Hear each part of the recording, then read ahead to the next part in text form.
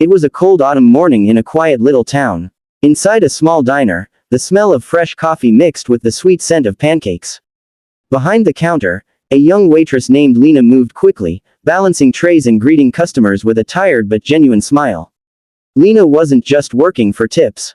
She was working to survive. At only 26, her life was a constant uphill climb. Her mother was bedridden after a stroke, and Lena worked double shifts just to cover rent and buy medicine.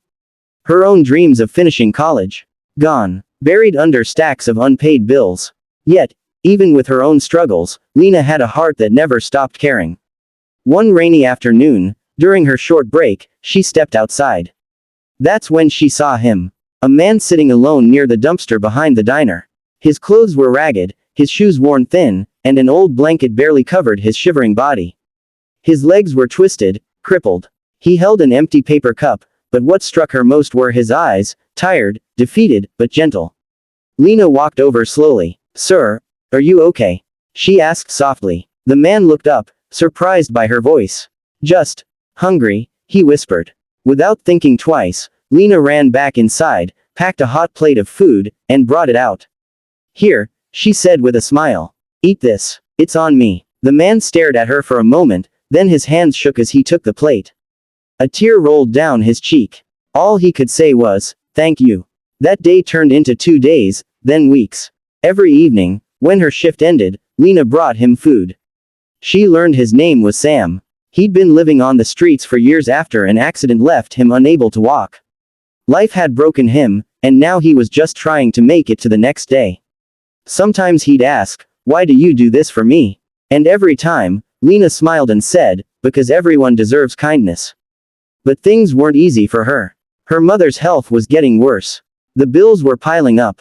One night, Lena sat in her tiny kitchen with her head in her hands, silently crying. She didn't know how much longer she could keep going. Still, the next day, she brought food for Sam like always. She never let him see her pain. Then, one evening, everything changed. Lena walked outside with the usual plate of food, but Sam wasn't there.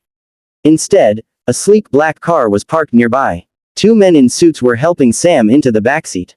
Panic hit her. She ran toward them. "Wait, where are you taking him?" Sam turned his head and smiled, a smile she had never seen before. His eyes, they weren't tired anymore.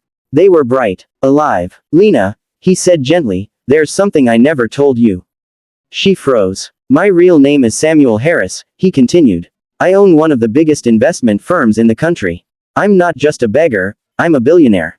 I was living on the streets by choice. I wanted to find something money couldn't buy, genuine kindness." Lena's mouth fell open. She couldn't speak. "You showed me that," he said. "When everyone else walked past me, you stopped. You fed me. You cared when you had nothing to give. That's something even billions can't buy." Sam reached into his pocket and handed her an envelope. "This is for you," he said softly. Her hands shook as she opened it. Inside was a check. $500,000. "I've also arranged for your mother's treatment," Sam added. "The best hospital. And if you want, a job at my company. People like you are rare." Tears streamed down Lena's face. She couldn't hold them back. That night, as Sam's car disappeared down the street, Lena looked up at the dark sky and whispered, "Thank you." Her life would never be the same. Because one act of kindness had changed everything.